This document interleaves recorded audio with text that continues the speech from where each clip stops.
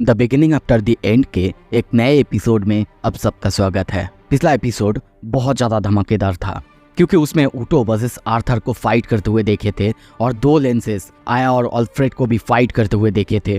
तो अगर आपने पिछले एपिसोड नहीं देखा है जल्दी से जाके देख लीजिए, आपको कमेंट में और डिस्क्रिप्शन में लिंक मिल जाएगा। चलिए आगे बढ़ते हैं।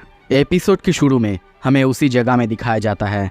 हम देखते हैं आया जितने भी प्रिजनर्स थे उन सबको बाहर ला रही थी, सबको बचा लिया था उसने, पर तभी वहाँ पे गिरने का बहुत जोरदार एक साउंड होता है। हम वहाँ पे यानी जहाँ आर्थर गिरा था उस जगह में बहुत ज़्यादा धूल उड़ते हुए देखते हैं। उनका ये गिरना इतना खतरनाक था कि वो ज़मीन भी काँप उठता है। सभी डरते हुए उस तरफ देखते हैं। सीन शिफ्ट होता है, हमें इस तरफ दिखाया जाता है। आर्थर की हालत बहुत ज़्यादा ख़राब है। वो कहता है सिल्वी सिल्वी सिल्वी की हालत और भी ख़राब देखते हैं। वहाँ पे हम बहुत ज़्यादा खून देखते हैं। सिल्वी वहाँ पे बेहोश पड़ी हुई थी। आर्थर बार बार उसे बुलाने लगता है, बहुत डर चुका है और उसे बार बार अपने पास्ट लाइफ में जब उसने किसी को खोया था उस बारे में भी याद आने लगता है। वो बार बार कहने लगता है सिल्वी सिल्वी उठ जाओ सिल्वी।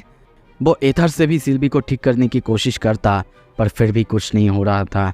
यहाँ तक कि पास्ट में भी उसने ऐसा ही करने की कोशिश की थी, तब भी काम नहीं आया था। कुछ देर बाद ऐसे ही चलने के बाद वो कहता है सिल्वी चिंता मत करो, तुम ठीक हो जाओगी सिल्वी, ठीक हो जाओगी, कैसे भी करके तुम्हें ठीक होना ही होगा। और ऐसे ही उसे पास्ट लाइफ यानी ग्रे की याद आता है। उसने भी फाइट बैक करना चालू करा था। आर्थर वहीं पे बैठ जाता है सिल्वी के साइड में और कहता है सिल्वी मुझे तुम्हारी बहुत ज़रूरत है सिल्वी, मुझे तुम्हारी बहुत ज़्यादा ज़रूरत है। पर तभी आवाज़ आता है चिंता मत करो, तुम्हारी बीस्ट ठीक हो जाएगी। हम वहीं पे एक हॉर्न को देखते हैं।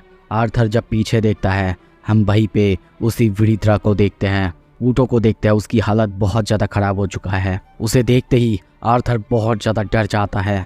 ये वही सीच है जिससे वो भागा था, पर वो यहाँ पे आया कैसे और कब? क्योंकि उसने तो उसकी ऑरा तक सेंस नहीं करा था।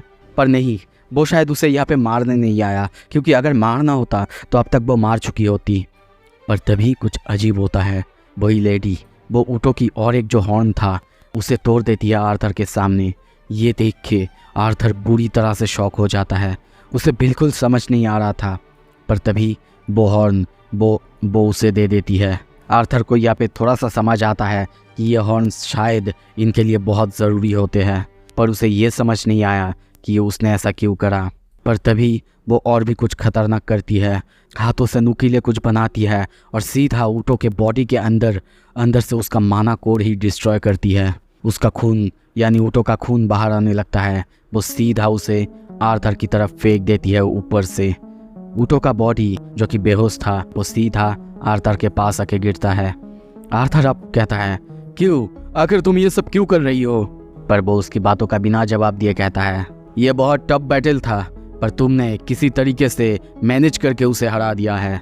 हालांकि तुमने इसे जिंदा रखा है, पर अपनी सेफ्टी के लिए तुमने इसकी कोर को डिस्ट्रॉय कर दिया है ताकि ये माना को यूज़ ना कर पाए। और अब इन्वेस्टिगेट करने के लिए और इंटरोगेट करने के लिए तुम इसे ले जा रहे हो। पर आर्थर को यहाँ पे समझ नहीं आता कि वो ऐसा क्यों कर रही है। अगर वो एक सीथ है, क्या उसका कोई पर्सनल एजेंडा या फिर कुछ है? और जब वो बिना कुछ बताए जा रही थी तब आर्थर कहता है माफ़ करना, क्या तुम्हारी नाम पूछना कुछ ज़्यादा हो जाएगा क्या? ये सुन के वो पीछे देखती है और कहती है सिरिस विरित्रा। आर्थर उसे शुक्रिया कहता है कि तुम्हारी काइंडनेस को मैं कभी नहीं भूलूंगा।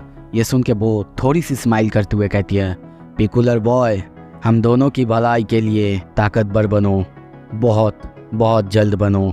ऊटो की हॉर्न्स हालांकि तुम लोगों के लिए एक बहुत ही वैल्यूएबल रिसोर्स है, पर इसको अच्छे से इस्तेमाल करना आना चाहिए। पर अगर इसके अंदर का माना तुम एक्सट्रैक्ट कर पाओ तो ही। ये सुन के आर्थर उस हॉर्न की तरफ देखने लगता है, पर तब तक वो सामने से जा चुकी थी। और अब आर्थर को समझ आ चुका था कि उसे अगर सच में और भी रिटेनर या फिर सीथ को हराना है तो उसे और ताकतवर होना होगा। उसकी आंखें बंद होने लगता है। वो सामने तभी देखती है तेसिया दौड़ के उसकी तरफ आ रही थी। वो खुश थी। तभी उसकी ड्रेस चेंज हो जाता है। आर्थर को समझ आता है कि वो हेलुसिनेट कर रहा है, पर फिर भी कितना अच्छा होता अगर ऐसे ही सब कुछ चलता रहा। पर तभी तेसिया का चेहरा पूरी तरह से बदल जाता है। वो गुस्से में आर्थर से दूर जाने लगती है। आर्थर को कुछ भी समझ नहीं आ रहा था। तभी पीछे से आवाज आता है, तुम्हें क्या लगता है आखिर तुमने क्या ही करा है जिसकी वजह से तुम हैप्पीनेस डिजर्व करते हो? क्या तुम भूल चुके हो तुमने उनके साथ क्या किया था? वो सब मर गए, वो भी तुम्हारी चॉइसेस की वजह से। चाहे तुम कोई भी हो, किंग ग्रे या फिर आर्थर लेविन, तुम अकेले हो और अकेले ही एग्जिस्ट करोगे। तभी उसके पीछे वो जैसे कि खून की नदी बहते हुए देखता है और उसी खून में वो किंग ग्रे की चेहरा देखता है। अपने हाथों में बहुत सारा खून लगा हुआ देखता है और वही आवाज़ उसके दिमाग में गूंजने लगता है। तभी जब सामने देखता है तेसिया, उसका चेहरा बदल चुका था, उसकी हालत भी बहुत ज़्यादा ख़राब थी। वो कहने लगती है, ग्रे, आर्थर। पर तभी जब वो आँख खोलता है, देखता है सामने आया को। यहाँ पे आया बताती है कि उसने सक्सेसफुली सारा काम कर लिया है, सबको बचा भी लिया है और ऑल्फ्रेड को उसने मार दिया है। मिका को हिरासत में लिया गया है, उससे पूछताछ करा जाएगा। वो उससे पूछने लगती है उसकी हालत कैसी है। वो किसी तरीके से कहता है ठीक है। उसने और सिल्वी ने मिल के किसी तरीके से इस रिटर्नर को हरा दिया है। हालांकि ये बैटल बहुत ज़्यादा मुश्किल था, पर सिल्वी ने मदद की। वो आर्थर से कहती है, आर्थर अब सब कुछ खत्म हो चुका है, अच्छा हुआ कि तुम लोग ठीक हो। पर आर्थर कहता है नहीं, अभी तो सिर्फ शुरुआत है। सीन शिफ्ट होता है। आप मीटिंग हॉल में सबको देखते हैं, सभी आर्थर से पूछताछ कर रहे हैं और आर्थर को इस बारे में अच्छे से बताने के लिए कहता है। आर्थर नरेट करता है, सीरीज विरित्रा को छोड़ के उसने ऊँटों को मेरे पास सौंपा था, ये छोड़ के बाकी सब कुछ मैंने सच सच बताया। हालांकि कभी कभी इनको मेरी स्टोरी पे शक भी हुआ। इन्होंने मुझसे पूछा सवाल जो ज़रूरत था, पर फिर भी मैंने सब कुछ सच सच बता दिया। यहाँ तक कि हम देखते हैं बेलिन बहुत से सवाल भी करता है, जैसे कि वो जानना चाहता था आर्थर ने 2 रिटेनर्स को हराया, आखिर ऐसा कैसे हो सकता है? उससे एक्सपीरियंस लेंसेस भी यहाँ पे है, पर कोई भी अब तक सक्सेसफुल नहीं हुआ। यहाँ तक कि पिछले बार एक लेंस जो कि उससे ज़्यादा एक्सपीरियंस था, उसे तक उस रिटेनर ने हरा दिया था। अब यह सुन के आर्थर एक्सप्लेन करना चालू करता है, हाँ मानता हूँ इससे पहले वाला रिटेनर वो ऊँटों से बहुत ज़्यादा कमज़ोर था, पर फिर भी उसने तक असुरास के द्वारा फोर्ज किया हुआ तलवार को तोड़ दिया था। यहाँ तक कि पिछले रिटेनर से फाइट करते हुए उसे जो कट्स लगे थे या फिर उसकी बॉडी के साथ जो हालत हुआ था वो भी वो दिखाता है, जो देख के वहाँ पे सभी बहुत ज़्यादा डर जाते हैं। और ऊँटो जो कि बहुत बहुत ज़्यादा ताकतवर था, यहाँ तक कि मैं उसे हरा भी नहीं पाता, पर वो कुछ ज़्यादा ही केयरलेस था। वो अपने लिए एक वर्दी ओपोनेंट ढूंढ रहा था, इसी वजह से उसने अपना गार्ड डाउन कर लिया था। और तब मुझे और सिल्वी को मौका मिला कि हम उसे हरा दे। पर तभी वेरियन सवाल करता है, क्या? पर तुम्हें कैसे पता था कि ऊँटों की कमज़ोरी आखिर क्या है, या फिर विरित्रा की कमज़ोरी वो हॉर्नसी होते हैं? यहाँ तक कि ये तो असुरास को भी नहीं पता। आर्थर कहता है, हाँ बिल्कुल, पर लेंस अलिया के समय से ही मुझे ये थोड़ा थोड़ा करके समझ आ रहा था। उसी ने मुझे एक्सप्लेन करा था कि जब उसने ऊँटों के हॉर्न्स पर हाथ दिया था, ऊँटो बहुत ज़्यादा गुस्सा हो चुका था और शायद इसी वजह से मुझे थोड़ा सा आइडिया था इस बारे में। पर वेरियन ये सुन के और सवाल करता, पर बीरे उसे रोक देती है वहीं पे। आर्थर कहता है, और उसके बाद मैंने और सिल्वी ने बहुत बहुत मुश्किल से उसे हराया। उसके बाद मुझे कुछ भी याद नहीं, और फिर जब मैं आँख खोलता हूँ सामने जनरल आया थी। हाँ, सिल्वी मेरे साइड में ही थी, पर उसकी हालत बहुत ख़राब थी और वो अभी हॉस्पिटलाइज हो चुकी है। ये सुन के अब वेरियन उसे शुक्रिया कहता है और अब वो लोग ड्रॉप्स के बारे में बातें करना चालू करते हैं। हमें यहाँ पे पता चलता है ड्रॉप्स का जो राजा यानी रहीदास था उसको भी कैप्चर कर लिया गया है, पर अब उनके बारे में क्या, उनका कोई भी किंग नहीं है। यहाँ तक कि अल्दीर थोड़े से वेकेशन में गए हैं और इन सबको अब ये पता लगाना है कि ड्रॉप्स बाहर से अल्क्रियंस कैसे आ रहे हैं या फिर उनको इन्वेस्टिगेट करना है। पहले ये लोग सोचते हैं कि सेफिन से क्यों ना ड्रॉप्स पर कुछ लोग भेजा जाए, पर बेलिन बताता है नहीं, ऐसा करने से वो लोग और ज़्यादा डर जाएंगे। तभी आर्थर कहता है, रुकिए, रहीदास को जो कैप्चर करा गया है क्या ये पब्लिक करा गया है? ये सुन के बेलिन कहता है, नहीं अब तक तो नहीं। ये सुन के वो हंसते हुए कहता है, तो फिर क्यों ना इसका ही एडवांटेज उठाया जाए। ये सुन के सभी एक दूसरे को देखते हैं। वेरियन कहता है, हाँ अच्छा आइडिया है। आर्थर, इससे मुझे बार बार ये याद आता है कि तुमसे फाइट ना करूँ, तुम बहुत ज़्यादा शातिर हो, पता है ना।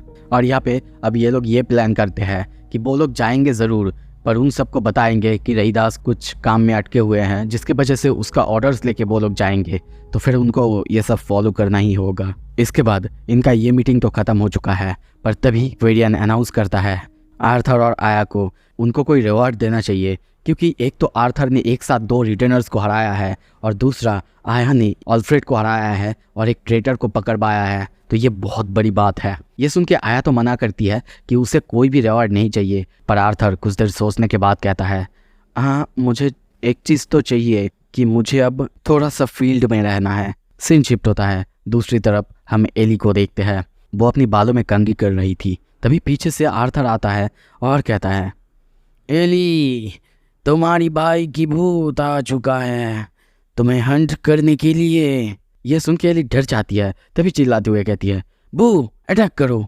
और तभी बू अटैक करते ही सामने जब आर्थर को देखता है चाटने लगता है।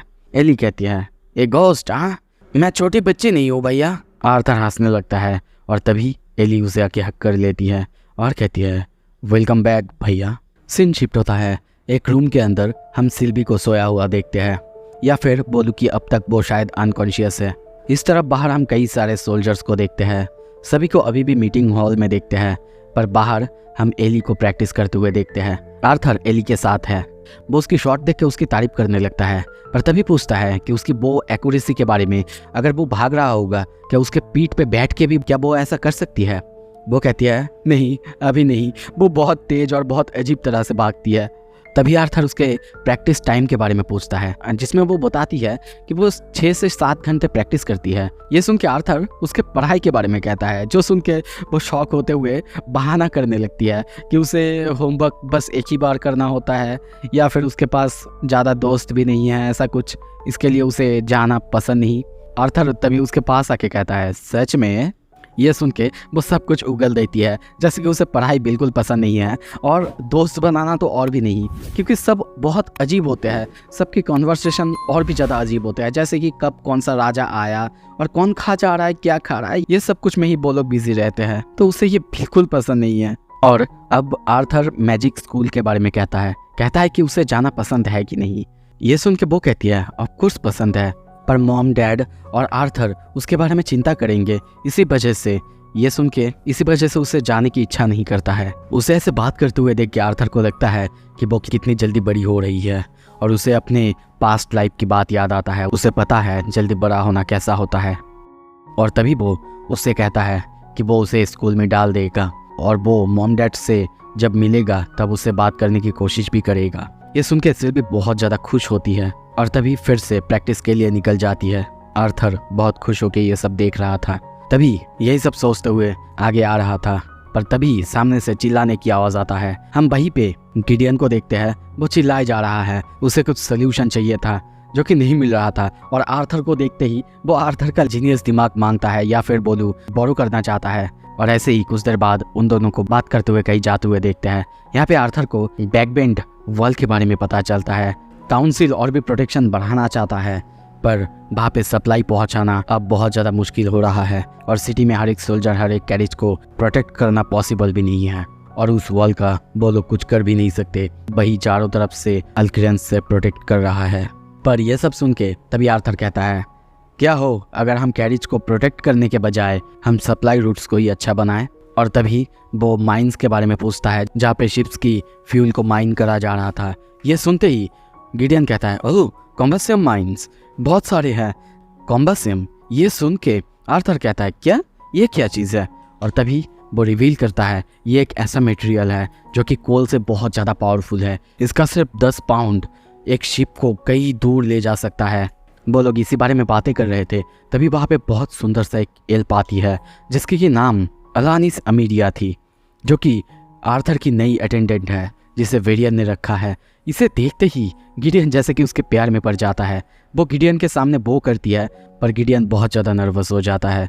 और तभी वो आर्थर को कहती है आर्थर आपकी ट्रेनिंग ग्राउंड वो तैयार है जो आपने रिक्वेस्ट की थी। और तभी हमें पास्ट की सीन दिखाया जाता है जहाँ पे आर्थर ट्रेनिंग करना चाहता है।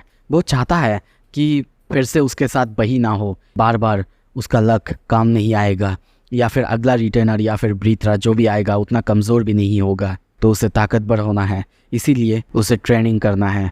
बहुत ज़्यादा ट्रेनिंग। और अब प्रेजेंट में देखते हैं, वो उसे कहीं ले जा रही थी और सामने देखते ही आर्थर बहुत ज़्यादा हैरान होता है। उसने जो मांगा था वो उसके सामने ही था। ट्रेनिंग के लिए उसने सबसे स्किल्ड 4 कंज्यूरर्स को मांगा था और वहीं पे हम 4 अलग अलग लोग को देखते हैं, जिसमें शायद प्रिंसेस कैथलीन भी थी। तो अब आर्थर के साथ इनका ट्रेनिंग होगा, या फिर बोलूँ इनके साथ आर्थर का ट्रेनिंग होगा। वो देखना बहुत ज़्यादा इंटरेस्टिंग होगा। तो देखने के लिए जल्दी से सब्सक्राइब कर दीजिए। Thank you so much. Stay tuned.